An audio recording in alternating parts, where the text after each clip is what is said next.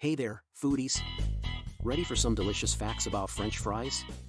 Let's take a look at the tasty history of one of the world's favorite snacks.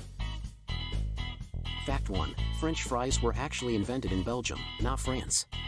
They were first served in the late 1600s as a replacement for fish during the winter months when the rivers froze over.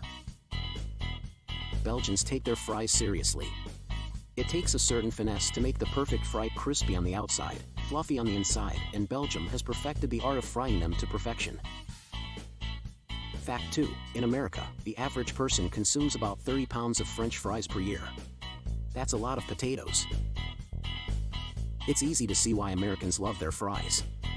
From curly to crinkle cut, there are so many different ways to enjoy this tasty snack. Fact 3. The world's largest serving of French fries weighed in at over 1,300 pounds. It was created in 2014 in Mexico and served to over 7,000 people. Now that's a lot of fries.